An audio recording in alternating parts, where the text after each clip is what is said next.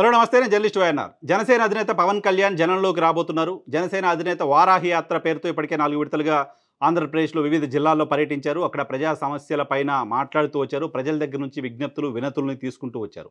ఆయా ప్రాంతాల్లో ప్రజలకు సంబంధించిన సమస్యలను తెలుసుకుని ఆ తర్వాత వారాహి యాత్రలో వాటిని బహిరంగ సభలోనే అడ్రస్ చేస్తూ వచ్చారు. తాము అధికారంలోకి వస్తే ఏం చేస్తామో చెప్పే ప్రయత్నం చేస్తూ వచ్చారు. వైఎస్ఆర్ కాంగ్రెస్ పార్టీకి సంబంధించిన సిట్టింగ్ ఎమ్మెల్యేలను టార్గెట్గా చేసుకుని వారాహి యాత్రలో చాలా పెద్ద ఎత్తున విమర్శలు చేసుకుంటూ వచ్చారు. మొత్తంగా పవన్ కళ్యాణ్ వారాహి యాత్ర స్టేట్ పొలిటికల్ స్క్రీన్ పైన ఒక అటెన్షన్ డ్రా చేసింది అని చెప్పొచ్చు. ఆయన వారాహి యాత్ర చేస్తున్నంత కాలం, జరుగుతున్నన్ని రోజులు పొలిటికల్గా వారాహి యాత్ర చుట్టూనే రాజకీయాలు జరిగిన విషయం కూడా చూసాం. అధికార వైఎస్ఆర్ కాంగ్రెస్ పార్టీ, జనసేన పార్టీల మధ్య వారుగా వారాహి యాత్ర నడవడం చూసాం. ఇన్ఫ్యాక్ట్ ప్రధాన ప్రతిపక్షం కూడా చర్చ నుంచి పక్కకు పోయి జనసేన వర్సెస్ వైసీపీ వార్గా పవన్ కళ్యాణ్ వారాహి యాత్ర నడుస్తున్న రోజుల్లో పొలిటికల్ వార్ చూసాం.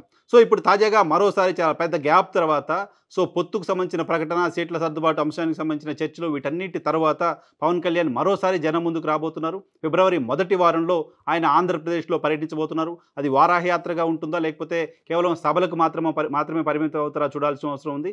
జనసేన పార్టీ నేతల నుంచి అందుతున్న సమాచారం ప్రకారం ప్రతిరోజు 3 సభల్లో పవన్ కళ్యాణ్ ప్రసంగించబోతున్నారు. ఆ 3 సభలు ఉత్తరాంధ్ర నుంచి ప్రారంభం కాబోతున్నాయి. ఆ 3 సభలు ఎక్కడ ఏంటి అనే దానిపైన కూడా రూట్ మ్యాప్ ఇప్పటికే పార్టీకి సంబంధించిన నాయకులు రూపొందించారు. ఆ రూట్ మ్యాప్ ప్రకారం ఫస్ట్ వీక్ నుంచి సభల్లో పవన్ ప్రసంగించబోతున్నారు. ఇప్పటికే జనసేన, తెలుగుదేశం పార్టీల మధ్య సీట్ల సర్దుబాటుకు సంబంధించి ఇంటర్నల్గా ఒక అవగాహన వచ్చింది అనే వార్తలు వస్తూ ఉన్నాయి.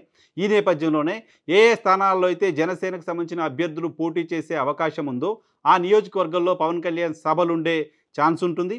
పవన్ కళ్యాణ్ సభలు ఎక్కడైతే ఉంటాయో ఆ నియోజకవర్గాల్లో వచ్చే ఎన్నికల్లో అక్కడ జనసేన పార్టీ అభ్యర్థులు బరిలో ఉంటారు అనే విషయాన్ని కూడా అర్థం చేసుకోవాల్సిన అవసరం ఉంటుంది. బహిరంగంగా బయటకు ప్రకటించకపోయినప్పటికీ జనసేనకి ఏ స్థానాలు ఇవ్వాలి అనే అంశంపైన టీడీపీ అధినేత చంద్రబాబు నాయుడు గారు, అలాగే పవన్ కళ్యాణ్ గారి మధ్య ఒక అవగాహనకు వచ్చారు వాళ్ళిద్దరూ. దాన్ని బేస్ చేసుకునే పవన్ కళ్యాణ్ రూట్ మ్యాప్ కూడా సిద్ధమైనట్లుగా వార్తలు వస్తున్నాయి. నిజానికి జేహో బీసీ పేరుతో పార్లమెంటరీ నియోజకవర్గాల వారీగా టీడీపీ అధినేత సభలు నిర్వహిస్తూ ఉన్నారు. ఆ సభలను కేవలం తెలుగుదేశం పార్టీ సభలుగా కాకుండా జనసేన, టీడీపీ సభలుగా నిర్వహిస్తూ ఉన్నారు. ఈ సభల్లో కొన్ని చోట్ల పవన్ కళ్యాణ్ కూడా ప్రసంగిస్తారని వార్తలు వచ్చినప్పటికీ ఇప్పటివరకు పవన్ కళ్యాణ్ ఆ సభలకి ఎక్కడ అటెండ్ కాలేదు. ఇంకా కొన్ని సభలు జరగాల్సి ఉంది. ఈ నేపథ్యంలో ఇద్దరుగా కాకుండా ఇండివిజువల్గానే పవన్ కళ్యాణ్ ప్రజల్లోకి వెళ్ళే ప్రయత్నం చేస్తున్నారు. ప్రజల్లోకి వెళ్ళడానికి సంబంధించిన ఏర్పాటు చేస్తున్నారు. ప్రజల్లోకి వెళ్ళడానికి సంబంధించిన ఒక నిర్ణయం తీసేసుకున్నారు.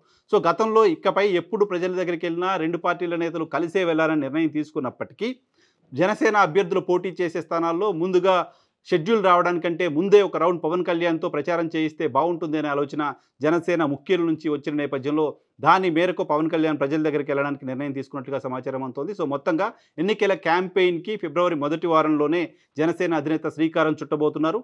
ఈ శ్రీకారం చుట్టే యాత్రలు జరిగే నియోజకవర్గాలు ఏమిటి అన్నది ఇప్పుడు ఉత్కంఠ. తెలుగుదేశం పార్టీ, జనసేన పొత్తులో ఉన్న నేపథ్యంలో కొన్ని సిట్టింగ్ టీడీపీ స్థానాలను కూడా జనసేన అభ్యర్థులు బలంగా కోరుతూ ఉన్న నేపథ్యంలో అటువంటి నియోజకవర్గాల్లో పవన్ కళ్యాణ్ సభలు ఉంటాయా లేదా అనేది ఆసక్తి కలిగిస్తుంది. మొత్తంగా పవన్ కళ్యాణ్ పర్యటన తర్వాత, పవన్ కళ్యాణ్ సభల తర్వాత పొత్తులు, సీట్లకు సంబంధించిన అంశంపైన కూడా ఒక క్లారిటీ వచ్చే అవకాశం కనిపిస్తోంది.